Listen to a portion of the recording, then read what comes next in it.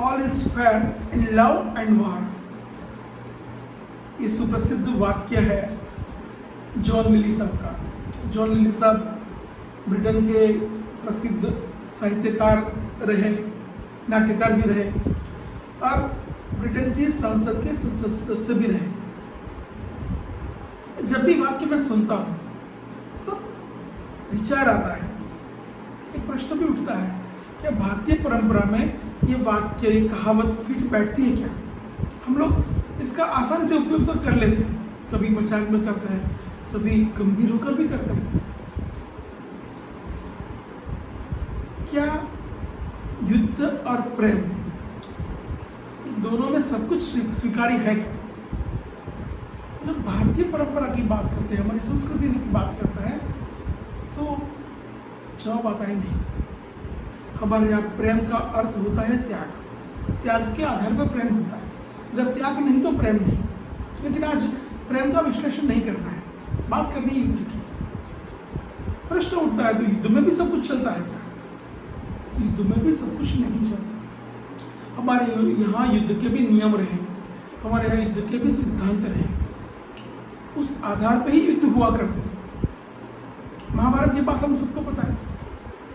जब सूर्यास्त के बाद युद्ध समाप्ति की घोषणा होती थी, तब दोनों पक्ष के लोग एक दूसरे की छावनी में जाते थे और एक दूसरे का हालचाल पूछते थे। लेकिन बात इतनी पुरानी भी नहीं करनी, बात करनी है जब अकबर ने महाराणा प्रताप को हराने के लिए अब्दुल रहीम खाने खाना साहब को सेना लेकर भेजा। अब्दुल रहीम खाने खाना अकबर के विश्वस्त थे, बड़े सेनानायक भी थे, वीर थे। ये अब्दुल रहीम खाने खाना साहब जब महाराणा प्रताप के सामने युद्ध करने के लिए आए, उन्होंने एक शेरपुरा नाम के गांव पर छावनी लगाई। हम सबको पता है कि जब मुगल सेना चलती है तो उसके साथ उसका हरम भी चलता था।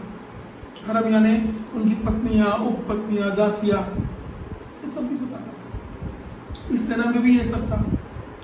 शेरपुरा में छावनी लगा के, बैरक लगा के एक पूरी सेना वहाँ रुकी हुई थी। एक दिन अमर सिंह ने वहाँ छापा मारा। अमर सिंह यानी महाराणा प्रताप के पुत्र, जो पराक्रमी थे। इतिहासकार लिखते हैं कि उनकी कदकाठी महाराणा प्रताप से भी बड़ी थी।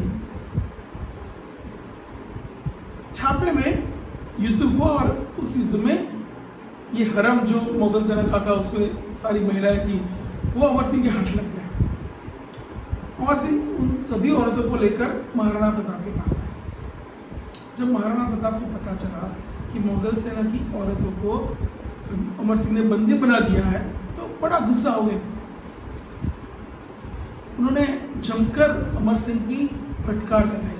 अमर सिंह को उन्होंने बोला कि हम युद्ध करते हैं, उसमें भी सिद्धांत होते हैं, उसमें भी संस्कार होते हैं, उसमें भी हमारी परंपरा, संस्कृति, इन सब का ध्यान रखते हैं। हम ये नहीं कर सकते। जाओ तुम सारी महिलाओं को सम्मान के साथ मुगल सेना में वापस भेज दो। मन में एक प्रश्न उठा जब ये मैंने पढ़ा था कि मान लो कुछ दिन के लिए भी बिल्कुल सम्मान के साथ, पवित्र भाव से, जैसे हम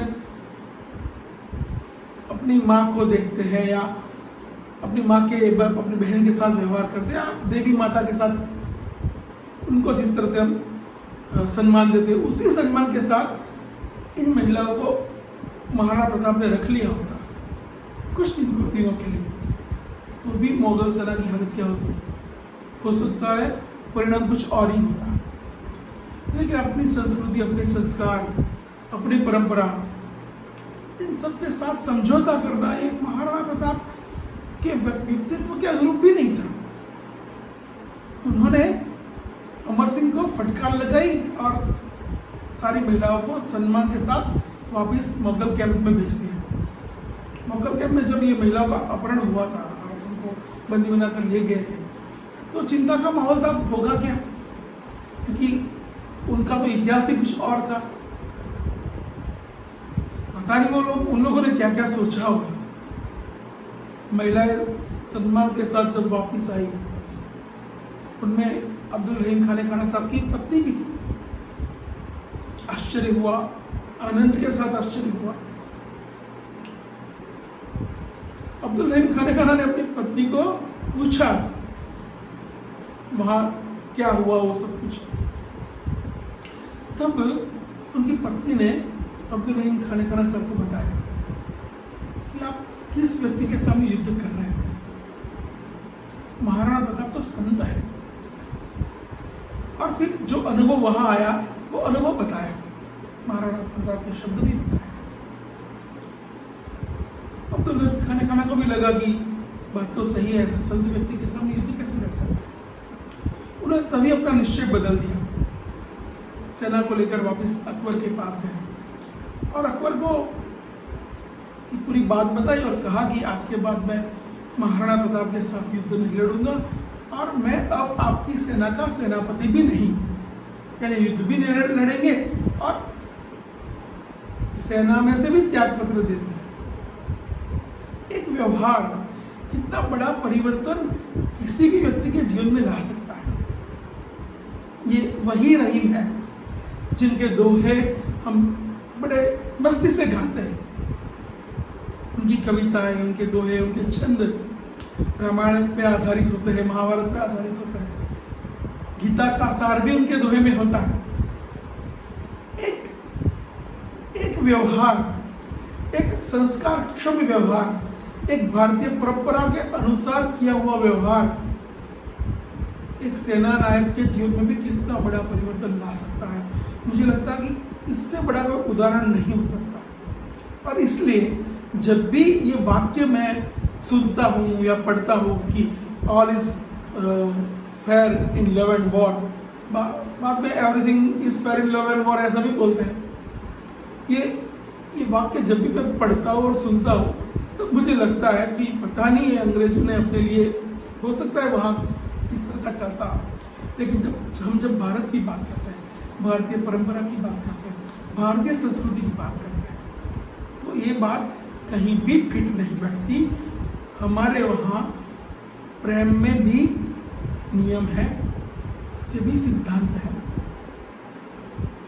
उनकी भी आवश्यकता है, उसी तरह की है जिसका आधार त्याग बनता है और त्याग से फिर प्रेम। और युद्ध में भी जीत और हार, उसका महत्व हमारे लिए इतना नहीं है जितना अपनी संस्कृति को बचाए रखना, अपनी परंपरा को बचाए रखना, अपने इतिहास को बचाए रखना, अपने व्यवहार को बचाए रखना, अपने संस्कार को बचाए रखना। ये महत्व है, उतना महत्व शायद जीत और हार का भी नहीं है। मुझे लगता है कि ये बात मुझे आपसे शेयर करनी थी, इसलिए आज मैं आपके सामने आया। सोचता हूँ कि ऐसी बहुत सारी बातें मेरे दिमाग में चलती रहती है, पढ़ता हूँ तब भी कुछ आता है मन में, लगता है कि सबको कहूँ। तो आज कब आऊँगा, कैसे आऊँगा पता नहीं, लेकिन प्रयास करूँगा मैं नियमित अपनी बात लेके आपके सामने आऊँ। जो मैंने पढ़ा है, जो मेरे अनुभव में आता है, जो मुझे लगता है कि मुझे आपसे बात करनी है, ऐसी बात लेके आया करूँगा। मुझे विश्वास है आप मेरा स्वागत ही करेंगे। नमस्ते।